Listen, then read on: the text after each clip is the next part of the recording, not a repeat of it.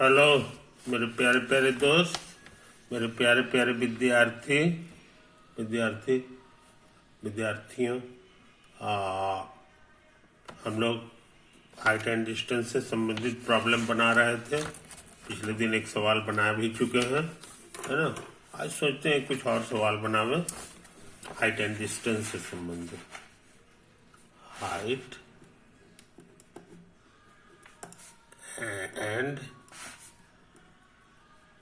Distance, इस सच पूछो तो चैप्टर का नाम है ना। इसमें हम लोग ट्रिग्नोमेट्री को भी इस्तेमाल करते हैं और मुश्किल दूरी जो है नापना, जिसको मुश्किल है ना, उसको जमीन पे ही बैठे बैठे हिसाब किताब लगा के हम लोग ट्रिग्नोमेट्री लगा के निकाल लेते हैं, समझे कि नहीं।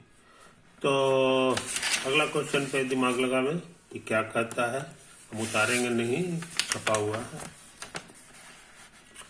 A man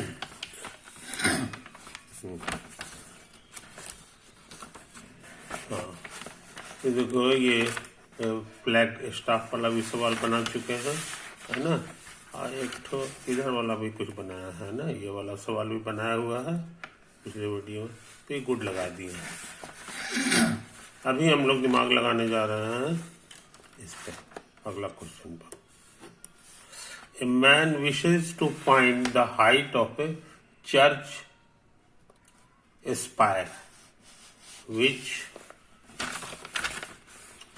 stands on a horizontal plane। समझे, एक आदमी है, विशेष माने चाहता है ना, टू फाइंड पता लगाना चाहता है क्या चीज, height of A church. Church देखे होगे, जिस मंदिर होता है ना, उसी तरह अंग्रेज लोग के लिए पूजा घर होता है चर्च, लेकिन तो चर्च बड़ा ऊंचा होता है, उसके ऊपर जो है एक क्रॉस की तरह जो है चीज बना रहता है, ऐसे करके ऐसे ऐसे रहता है कि नहीं, ये होता। इसी को वो लोग बोलता है, क्या बोलता है जी, चर्च है स्पायर, उसको उसी का नाम है। तो ये सबसे चर्च के सबसे ऊंचाई पे गुंबद पे लगा रहता है। अच्छा, और which stands on a horizontal plane, समझे। तो एक आदमी चाहता है कि हम वो जो स्पायर की ऊंचाई है जमीन से, है ना, उस पर वो हम पता लगा लें। और जमीन मतलब हॉरिजॉन्टल है, टेढ़ा मेढ़ा जमीन नहीं है, हॉरिजॉन्टल प्लेन है। At one point of the plane के एक पॉइंट पर ही find that angle of elevation, ऊपर जो मुड़ी करता है टॉप को देखने के लिए, spire of the to be, तो एंगल ऑफ एलिवेशन जो होगा वो 45 डिग्री है, 45 डिग्री होता है। On walking 100 metre towards the tower, अब उसके बाद वो 100 मीटर जो है टावर की तरफ जाता है, समझे ना। He finds the angle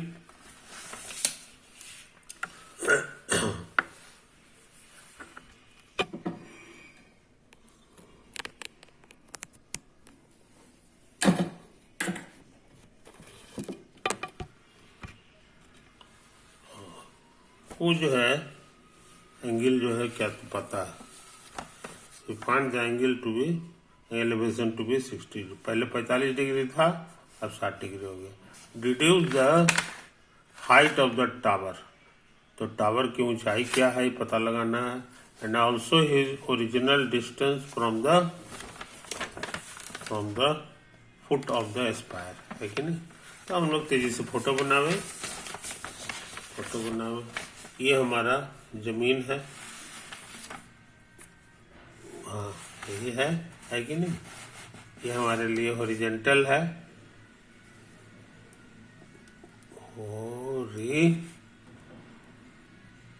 horizontal plane कह लो, और इसी पे यही है टावर, यही है, ये टावर है, ये।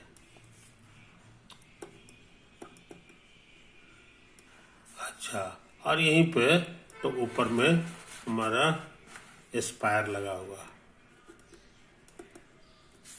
समझे कि नहीं, ये लगा। अब कहता है कि at a point on place he points angle of elevation of the tower to be 45 degree. एक जगह है, ये प्लेस नंबर 1 है, ये प्लेस नंबर पर, यहाँ से वो देखता है इसको, समझे, देखने वाला लाइन इसका यही हो जाएगा, देखने वाला लाइन यही। यहाँ पे ये ऑब्जर्वर है, यहीं पे उसका आंख है, ऑब्जर्व, और जो चीज देखता है उसका नाम है ऑब्जेक्ट, हम लोग कहते हैं। तो ये जो लाइन है ये हॉरिजॉन्टल से जो एंगल बनाता है, ये हॉरिजॉन्टल के साथ, इसी का नाम है angle of elevation.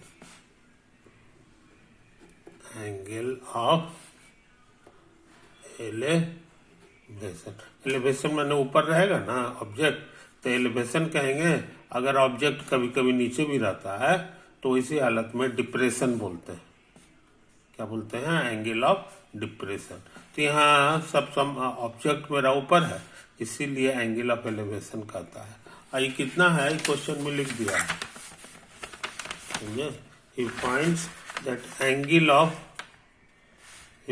that angle of elevation of the top of the spire to be 45 degree. ये 45 डिग्री है, ये 45 डिग्री लिख दिया बढ़िया से इसको। अच्छा, फिर कहता है क्वेश्चन में ऑन वॉकिंग। अब वो आदमी जो है चलता है 100 metre towards the tower, tower की तरफ जो है वो आदमी चलता है 100 मीटर। ये देखो आदमी अभी यहाँ पर है कि नहीं।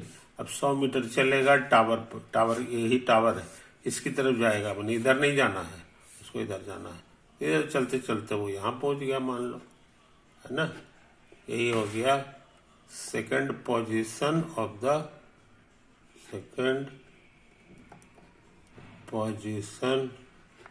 Of the man. अभी मैन जो है यहाँ पर था, अब जो है मैन माने ऑब्जर्वर होता। तो यहाँ से जब देखता है फिर इसी को देखता है, और कितना दूर चला, सो यहाँ लिखा हुआ है, ये चला है 100 मीटर, 100 मीटर चला है। तो 100 मीटर चलने के बाद जो है एंगल ऑफ एलिवेशन बदल जाता है, 60 डिग्री हो जाता है। तो जरा हम लोग बढ़िया फोटो बना लें। फिर ये वाला लाइन से देखेगा, दूरबीन से देखेगा यहाँ से, ये नहीं, ये होता है। तो हॉरिजॉन्टल के साथ जो एंगल बनाता है उसी का नाम है एंगल ऑफ एलिवेशन, इसी का नाम है एंगल ऑफ एलिवेशन। और ये कितना है, लिख दिया है 60 डिग्री। तो यहाँ जरा गौर से देखो, ये जो है पहले था 45, अब बढ़ करके 60 हो गया। बढ़ना जरूरी है क्योंकि इधर न चला है, इधर चलता है तो ये वाला घट तक कम जाता, समझे कि नहीं। लेकिन कमा नहीं है, बढ़ जाएगा। इधर आया है वो घसक के, आदमी जो है यहाँ से यहाँ गया। तो इसी हालत में एंगल ऑफ एलिवेशन, ये एंगल ऑफ एलिवेशन दूरबीन से न पाता है, दूरबीन रहता है और ये हॉरिजॉन्टल जमीन उसका रहता है, हथिया फ्लोरवा, और उसी से नाप देता है, तो ये पता चल जाता है। ये दोनों मेजरमेंट के लिए उसको आसमान में जाने की जरूरत नहीं है, जमीने पर से सारा काम हो गया, है कि नहीं। अच्छा, कह रहा है determine the height of the tower. ये जो टावर है, deduce the height of the tower. अभी कितना ऊंचा टावर है, ट्रिग्नोमेट्री लगा के बताओ। तो इसके ऊंचाई को हम लोग कुछ नाम दे दें, एक्स नाम दे दें, समझे। और यहाँ पे देखो गौर से, तुमको राइट एंगल ट्रायंगल मिल रहा है, एक ठो ये वाला और एक ठो ये वाला। देखो पतला वाला है, दोनों राइट एंगल ट्रायंगल की मदद से हम लोग सारा काम करेंगे। है कि नहीं। तो अब हम सोचते हैं अभी पतरका का फोटो बना लें, है ना। काट के निकाल रहे हैं उस फोटो को। तो ये हमारा ऐसा हो गया।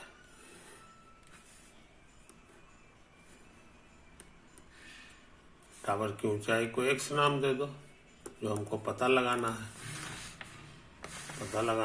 और ये कुछ ही हो गया जी, नहीं ये वाला है ना, ये हमारा 60 डिग्री है ना। तो कुछ नाम हम दे दो, A B, यही है टावर। टावर को जरा गाढ़ा कर दो, ऐसे हो गया। और ये है हमारा, ये तो आया है, ये वाला 60 डिग्री हो गया, x हो गया, है कि नहीं। अच्छा, अब समझ लो कुछ बढ़िया बात समझ लो। ये देखो हमारा फोटो हम फिर काट फूट के यहाँ लगा रहे हैं। ट्रिग्नोमेट्री वाले लोग जो है इसको मान लो थीटा कहें, समझे कि नहीं। और इसको x कह दो, तो इसके सामने वाला ये परपेंडिकुलर हो गया, समझे। ये क्या हो गया, परपेंडिकुलर हो गया। यही दो चीज मालूम है, हम ही निकालना चाह रहे हैं। तो इसका नाम है बेस, समझे।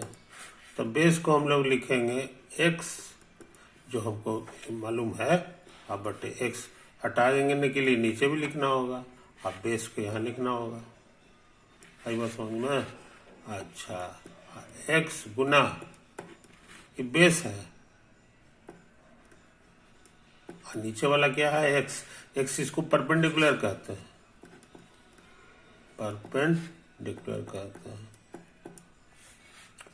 तो बेस को हम लोग भाग दे दें हाइपो से, तो इसमें भी भाग देना पड़ेगा, परपेंडिकुलर को हाइपो से भाग देना पड़ेगा। तो ये हो जाएगा x, ये बेस बाय हाइपोटेनस याद होगा, ये कॉस थीटा होता था। अब परपेंडिकुलर बाय हाइपोटेनस याद होगा, साइन थीटा हो गया। तो ये हो गया x, अब कॉस बटे साइन होता है कॉट थीटा, नहीं समझे। तो कहने का मतलब ये जो है कितना हो गया हम लोग जान गए। अच्छा, और बस। तो अच्छे लड़के जो है ना इस फोटो को भूलते नहीं है। अच्छा, अभी इस पे ध्यान दे दो, ये वाला जो है ना ये हाइपोटेनस है, याद रखो। ये क्या है, हाइपोटेनस। हाइपोटेनस को भी उसी तरह लिख दें, x और गुना, x से गुना भी किए हैं, भाग भी दे दें और हाइपो लिख दें। x का माने क्या है, यहां से देख लो, x का माने है परपेंडिकुलर। तो हमको आ गया यहाँ पर हाइपो और बटा परपेंडिकुलर। गौर से देखो, परपेंडिकुलर बाय हाइपो होता था, इसको हम लोग ऐसे भी समझ सकते हैं, 1 बटा अब परपेंडिकुलर अब बाय हाइपो। मोटी लकीर है तो पलटेगा तो यही चीज दे देगा। और ये मेरा जाना पहचाना हुआ चीज है, परपेंडिकुलर बाय हाइपो को ही साइन थीटा कहते हैं, समझे। और याद होगा साइन के रेसिप्रोकल का ही नाम था कोसेक थीटा। क्या था, कोसेक थीटा। तो हम लोग क्या सीखे कि ये जो है हमारा इतना हो जाता है। अब हम फाइनल आंसर लिखने जा रहे हैं, ये x है आई थीटा। तो अब ये भी पता लगा है कि ये वाला जो है टेढ़ा वाला लाइन मेरे लिए हो जाता है x गुना कोसेक थीटा, x गुना कोसेक थीटा। और ये जो बच गया नीचे वाला, ये भी हम लोग निकाले हैं, ये आया था x गुना कॉट थीटा, x गुना कॉट थीटा, समझे। तो अच्छे लड़के ये सब चीज याद नहीं रखते हैं। अच्छे लड़के सिर्फ जो है सिर्फ ये फोटो याद रखता है, रिमेम्बर, समझा। ये फोटो याद रखने से बहुत फायदा होता है। इसको याद रखना आसान है, हमको तो याद है, समझे कि नहीं। ये देखो ये तुम्हारा परपेंडिकुलर एंगल के सामने वाला साइड ये एक्स दिया हुआ है। अब इसी की मदद से ही दोनों लिखा जाएगा, समझे कि नहीं। ये इसमें इसमें दोनों में सी खर्चा होता है। देखो ई वाला कॉट लगता है, आई वाला में कॉसेक लग जाता है, समझे कि नहीं। तो इस फोटो को याद रखो तो बहुत फायदा होगा, बहुत फायदा होगा। जैसे अभी की बात, अभी भी मेरा मामला फंसा हुआ है। ये एक्स है, थीटा है, तो तुरंत कहोगे कि ये तो आपका फिर से फोटो बना ले। ये गंदा हो गया, ये गंदा हो गया है ना। ऐसे ये था मेरा 60 डिग्री में है जी, 60 डिग्री है। और ये मेरा ए बी था, टावर मेरा ए बी था। इसको सी कह दो, इसको डी कह दो। तो ये मेरा फोटो है ए बी सी, और इसको हम एक्स माने हैं, और यही पता लगाना है हमको। तो अभी के पढ़ाई के अनुसार ये हो जाएगा, जानते हो क्या, x cot COT cot 60 degree. यही बात समझ में। अभी हम यही सिखाए हैं फोटो, ई वाला अगर एक्स है तो इसमें कॉट से गुना कर देंगे, कॉट थीटा से, तो हमको ये नीचे वाला मिल जाएगा। इसकी अभी जरूरत नहीं है टेढ़ा वाले का, है कि नहीं। ये चाहिए एक कॉट से गुना करने से मिल जाता है। और इसी तरह का एक और ट्रायंगल है हमारे पास, इसी तरह का। अरे यार नहीं है, ए बी और डी, ए बी और डी, है कि नहीं। इसका नाम हमको चित दिए थे जी, सी का दिए हैं डी, है कि नहीं। तो ए बी और डी हो गया, तो यही है। तो इसमें एंगल हुआ खाली 45 डिग्री है। देखो तो कहने के माने डी पर जो एंगल बन रहा है वो 45 डिग्री है, 45 डिग्री है। आई तो हमारा वही एक्स है, ये वही 90 है। तो फिर वही फॉर्मूला लगेगा। इसमें कॉट 60 था, यहाँ पर कॉट 45 हो जाएगा, एक्स कॉट 45 डिग्री। आई बात समझ में, कोई दिक्कत नहीं। अब ऐसा करें, दोनों फोटो को एक साथ मिला दें, दोनों फोटो को एक साथ मिला दें। ये है मेरा ए बी डी, और ये है सॉरी सी है कि नहीं। ये कितना, ये दूरी एक्स था, और ये कितना है अभी अभी हम लोग पता लगाए। ये आ गया था जी x cot 60 degree, x cot 60 degree. और ये कितना है ये भी हम पता लगा चुके हैं, x cot 45 degree, x cot 45 degree, समझा। अच्छा, और क्वेश्चन में ये दूरी दे दिया है सी डी, क्वेश्चन में ये दूरी दे दिया है। सी से डी का दूरी 100 मीटर, 100 मीटर।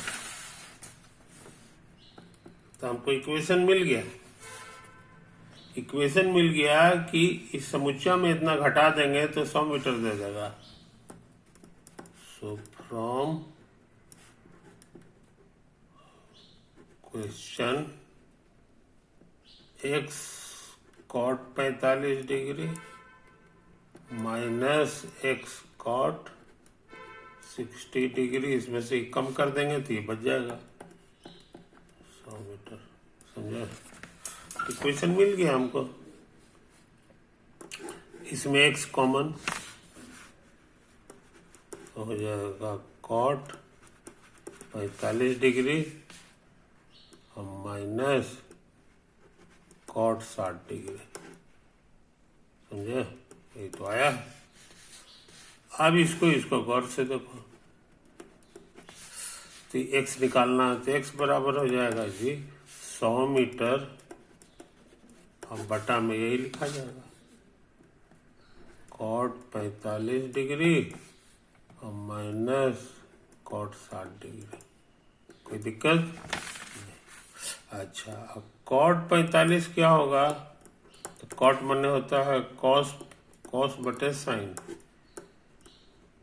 कॉस बटे, और दोनों का वैल्यू याद है, ये इतना होता है और ये भी कट छट के 1 आ जाएगा। तो कहने का मतलब ये 1 है, और उसी तरह से ये भी लगता निकल जाएगा। कॉट 60 डिग्री, कॉट 60 माने कॉस और बटा कॉस 60 याद होगा, ये इतना होता है, और साइन 60, साइन 60 याद है जी, साइन 60 हमको लगता है √3/2 था, तो ये कटेगा तो आ गया 1/√3। तो इस तरह से ये है 1/√3। अब क्या करें? तो थोड़ा सिंप्लीफाई कर ले, एलसीएम √3 माइनस 1, मोटी लकीर है तो पलटेगा, तो √3 ऊपर चला गया, √3 माइनस 1 आ गया। अब इसको, इससे रूट हटाने का ट्रिक है कि इसका जोड़ीदार ये है, माइनस की जगह प्लस, इसी से ऊपर नीचे दोनों गुना कर दें, ऐसा हम कर सकते हैं। अब तेजी से काम कर रहे हैं, ऊपर ऊपर गुना होगा तो ये दोनों घर में गुना हो जाएगा। अब क्या करें? ई वाला जो है ना, ये हो जाएगा a² माइनस b², तो कितना हो जाएगा? तो इसको ही सही छोड़ दो, यही बढ़िया है, या फिर छोड़, ठीक है। 3 प्लस √3, इसमें स्क्वायर करेंगे तो खाली 3 होगा, -1, ये 2 हो जाएगा, तो 2 कट के 50 दे देगा, और 3 प्लस √3 आंसर आ गया। लेकिन अगर हम चाहते हैं कि डेसिमल में आ जाए तो वो भी कोशिश कर सकते हैं। ये बचाए हैं तुमको 1.7 के आसपास होता है, तो ये 50 गुना जोड़ेंगे तो 6.7 हो गया, तो ये हमारा 5 हो गया, जो 0 के कारण ये 67 हो गया। तो 7 बचे 35 के 5 हाथ में 3 और 6 बचे 30 और 3 33, समझे? 335 मीटर है ये एक्स, इन्हें एक्स आया है, और एक्स का मतलब हो गया height of tower, height of tower, ठीक है नहीं? ये जो पूरा ऊंचाई था टावर का, ये हो गया, ये हो गया हाइट ऑफ टावर, समझे? कोई दिक्कत नहीं। तो इस बात को समझ लो, इस बात को समझ लो। तो हम लोग निकाल लिए। एक और जरूरी चीज पूछ रहा है कि शुरू में ये यहां से कितना दूर था, यानी डी और बी, ये पता लगाना है कि ये कितना होगा, समझे?